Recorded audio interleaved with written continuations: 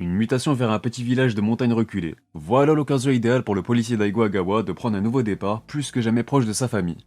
Laissant ainsi son anxiété habituelle derrière lui pour s'offrir un quotidien bien plus calme, de nouvelles rencontres et une nouvelle vie dans un petit village fort bien chaleureux. Pourtant, quelque chose semble clocher, comme si cette bienveillance n'était pas naturelle, une ambiance pesante et éprouvante s'installe alors peu à peu, il se pourrait que cette nouvelle vie soit le début d'une longue descente aux enfers pour la famille Agawa, encore loin de se douter de la vérité qui se cache derrière les sourires de façade des habitants du village de Kuge. Qu'est-ce que tu caches sous ton sourire? Installez-vous confortablement puisque nous allons enfin mettre la lumière sur l'obscurité de Gannibal.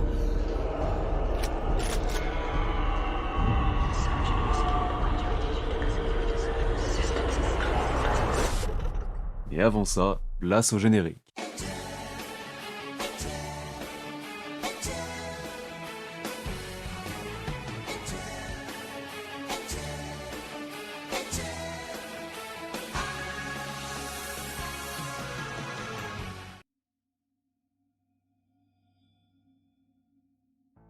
Salut à tous, c'est Otakult, on se retrouve pour un nouvel Otabreak. Cela fait maintenant plusieurs mois que je vante les qualités d'une œuvre qui m'a véritablement marqué, s'agissant même ni plus ni moins que de mon coup de cœur de 2021, ce genre de série dont on attend la suite avec impatience, ce fameux sentiment de frustration lorsqu'on finit un nouveau tome, dont on a dévoré les pages sans même s'en rendre compte, et ce même sentiment est d'autant plus appréciable lorsqu'il est question d'une série pas forcément mainstream, mais qui a pourtant des qualités à revendre. Et c'est là tout le but de cette vidéo, nous allons mettre en avant l'excellent Gannibal. J'en parle déjà énormément en live sur Twitch ou sur Twitter, et même dans mes vidéos lecture, mais je me devais de lui réserver une vidéo entièrement dédiée pour permettre à un plus grand nombre de personnes de découvrir cette pépite. Mais dans un premier temps, je tenais à remercier les éditions Meian qui sponsorisent cette vidéo, et surtout pour la liberté qu'ils m'offrent. J'ai même choisi l'œuvre que je voulais mettre en avant ainsi que le format, et mon choix s'est naturellement porté vers Gannibal.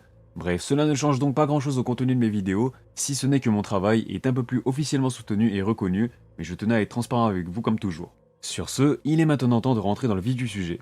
Gannibal est donc un manga de Masaaki Ninomiya qui a débuté en 2018 dans le magazine Manga Goraku, des éditions Nihon Bugecha au Japon.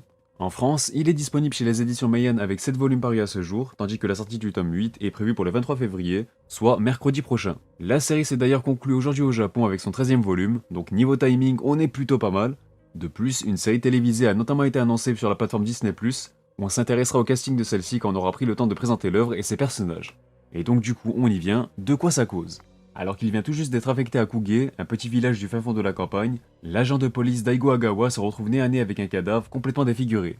Les locaux disent que le malheureux a été attaqué par un ours, mais une trace de morsure humaine attire le regard de Daigo. Et puis, il y a cette rumeur. Et si c'était vrai? Avant d'aller plus loin, je précise tout d'abord que cette vidéo ne contiendra aucun spoil, vous pouvez en profiter sereinement. Bon, eh bien, au risque de me répéter, Gannibal est à mes yeux un énorme coup de cœur, une véritable claque et certainement déjà l'un de mes mangas préférés. Voilà, au moins c'est dit, on pose les bases, on pose le contexte. Et je tenais dans un premier temps à revenir sur mon premier contact avec l'œuvre, c'est-à-dire lorsque j'ai aperçu la couverture des tomes qui sont totalement à l'image de celle-ci. Avant même que l'on ouvre le bouquin, le ton est donné, l'ambiance est posée. Une aura inquiétante, malsaine, voire même morbide s'en dégage, mais une chose est certaine, l'ambiance des couvertures du manga avait suffi à m'intriguer car un certain esthétisme en ressort. Cela dit, comme chaque série dans un registre similaire, j'appréhendais quand même mon appréciation de l'œuvre car j'avais peur qu'il s'agisse encore d'une énième et simple histoire d'horreur sans fond dans laquelle on nous sert de la violence ou du gore un peu gratuitement, sans réelle pertinence. Et c'est pour cette raison bien précise que je tenais à entamer ma critique en abordant les couvertures de la série, car si je suis un grand adepte du genre, et ce n'est peut-être pas le cas de tout le monde donc il ne faut pas se fier aux préjugés. La composition et la réalisation des couvertures ont tous les deux été réfléchis minutieusement par l'auteur, car avec un peu de recul, on se rend rapidement compte qu'une certaine subtilité s'en dégage. Et j'en viens donc à l'introduction et la mise en place du contexte de l'histoire. J'ai été agréablement surpris par le parti pris de l'auteur de nous révéler dès le premier chapitre ce qui n'allait pas dans ce fameux village.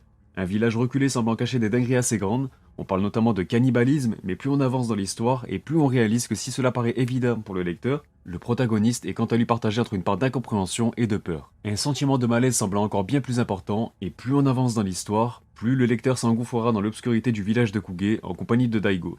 On parle de cannibalisme, d'une ambiance sombre, il est donc indéniable que Gannibal est un manga d'horreur, mais encore une fois, il ne faut jamais se fier aux apparences ou quelconque préjugé avec cette série, et ça, le personnage principal l'a également très bien compris. On en revient encore une fois à la subtilité des couvertures abordées précédemment, car avant d'être un très bon manga d'horreur, Gannibal est surtout un excellent thriller. Si vous êtes friand de scénarios maîtrisés avec son lot de suspense et de rebondissements, vous allez être servi. Masaaki Ninomiya aborde ici bel et bien le genre horreur avec brio, notamment en premier lieu de par le côté déshumanisé, voire même monstrueux de certains habitants du village de Kuge. Son style de dessin sur lequel on reviendra un peu plus tard en ressort d'ailleurs toute la folie et la perversion qui se lisent alors naturellement sur leur visage. Et même avant que tous nos soupçons sur le cannibalisme au sein du village de Kuge se confirment ou non, l'auteur parvient à nous faire ressentir que la bienveillance des habitants du village n'est pas naturelle.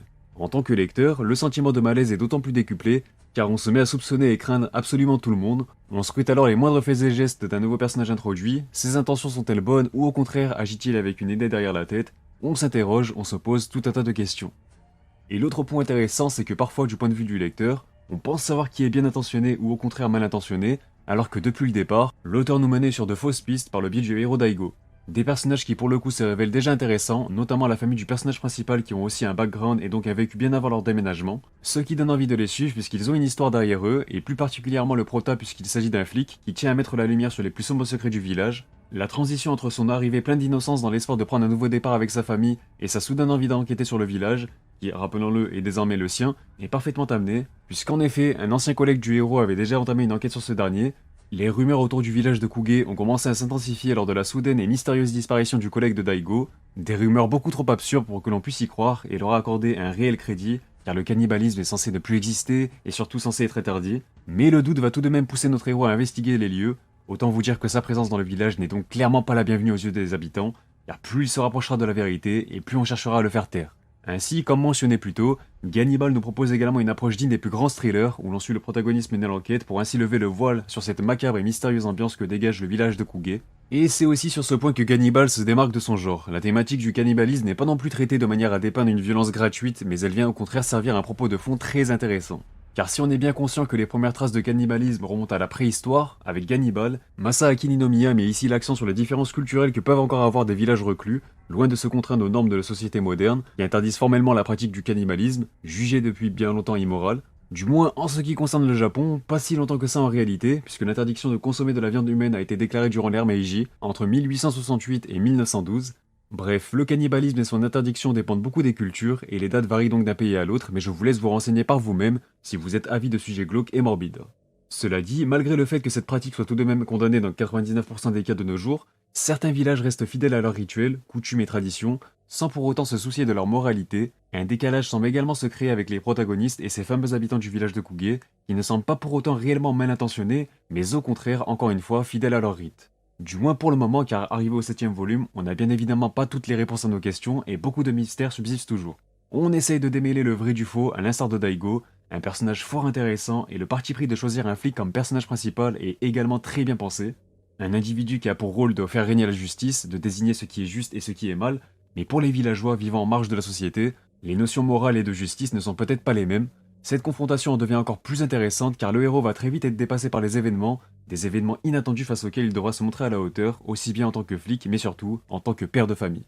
Vous l'avez donc compris, Gannibal est un petit concentré de suspense et de rebondissements, nous plongeons dans une ambiance aussi pesante qu'angoissante. Un sentiment de malaise se dégage du village de Kuge qui dévoile son véritable visage au fur et à mesure. Une intrigue pour le moment totalement maîtrisée qui nous propose en parallèle un rythme parfait. L'auteur prend le temps de poser son scénario pour que les événements se mettent en place naturellement. Ainsi, l'histoire n'avance ni trop lentement, ni trop rapidement, et je suis réellement confiant pour la fin car une conclusion en 13 tomes, ça m'a l'air idéal rendu au tome 7. Cela fait en tout cas écho avec ce sens du rythme et cette volonté de nous proposer une intrigue bien ficelée. C'est ce même rythme idéal qui rend la lecture de Gannibal aussi addictive. Chaque chapitre et chaque tome se finissent au pire moment possible, partageant alors le lecteur entre frustration et surtout une énorme envie de découvrir la suite de cette histoire palpitante. Sans oublier de rappeler encore une fois que l'horreur est vraiment au service du récit avant tout, je ne pense pas que le réel but de l'auteur est de susciter la peur au lecteur, mais plutôt de le plonger dans une ambiance inquiétante, servant ainsi le suspense proposé par le récit. Donc si vous n'êtes pas friand du genre horreur, vous y trouverez tout de même votre compte. Et dire que l'on n'a même pas encore pris le temps de nous pencher véritablement sur les dessins, mais ai-je réellement besoin de souligner leur qualité? Là encore, on est totalement dans le ton et en parfaite harmonie avec l'intrigue. Le style de Masaaki Ninomiya est absolument incroyable, des traits bien nerveux de manière à laisser parfaitement jaillir les expressions des différents personnages. Je suis totalement fan, les décors sont aussi très fournis, c'est précis et détaillé, de quoi apporter une réelle texture aux planches du manga. Les jeux d'ombre et de lumière sont aussi maîtrisés, et c'est assez indispensable lorsque l'on aborde l'horreur. Je vous partage une nouvelle fois certaines couvertures, mais rares sont celles qui retranscrivent aussi bien l'histoire derrière elles. Elles sont d'autant plus sublimées par la qualité du travail des éditions Meian avec ce petit vernis qui fait idéalement ressortir le logo du manga. En conclusion, Gannibal fait clairement partie de ces œuvres que le grand public se doit de découvrir. Un succès critique qui n'est plus approuvé puisque je vous rappelle que le manga va être adapté en série live. Celle-ci est déjà en cours de production, réalisée par Shinzo Takayama et scénarisée par Oe Takamasa. Côté casting, Yuya Yagera incarnera le protagoniste Daigo Agawa. L'acteur est assez réputé puisqu'il a déjà incarné Tohoru Gora dans Crows Explode. Toshiro Hijikata dans les films Gintama, et Kojima dans The Fable. Alors si les films live adaptés de manga ont souvent une mauvaise réputation, ceux-ci sont au contraire considérés comme de belles réussites. De quoi être confiant pour la série live de Gannibal également, au moins en ce qui concerne le casting. Au Japon, la série sera diffusée dans le programme Star de la plateforme Disney+, mais bon, quand on voit le ton de Gannibal, le genre de manga que c'est, je pense que c'est assez facile à adapter et ça peut rendre très très bien en série live également. Alors oserez-vous vous aventurer dans le village de Kuge? Le choix vous appartient, mais je vous recommande tout de même de lire Gannibal avant ça. Sur ce, on arrive à la fin de cette vidéo, donc j'espère qu'elle vous aura plu, j'attends vos retours. C'était en tout cas un réel plaisir de pouvoir enfin mettre en avant un tel manga et surtout de prendre le temps de le faire. Merci encore aux éditions Meian. Sinon, n'hésitez pas à vous abonner et à activer la cloche si ce n'est pas déjà fait pour ne pas manquer les prochaines vidéos. Mis à part ça, vous pouvez aussi me rejoindre sur mes réseaux sociaux, à savoir Twitch, TikTok, Twitter et Insta. Bref, sur ce, portez-vous bien. Quant à moi, je vous dis à bientôt pour de prochaines vidéos et surtout, on se reverra.